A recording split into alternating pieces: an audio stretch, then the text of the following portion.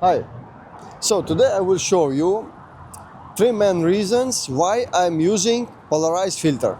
So what about the price? The price for Sigma 2470 millimeters is around $70 or 145, 180 dirhams. I have different polarized for different lengths, but now actually I'm using standard option for Sigma 2470.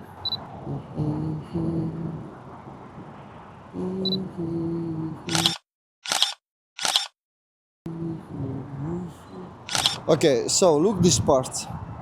This is when you rotate your polarizer filter.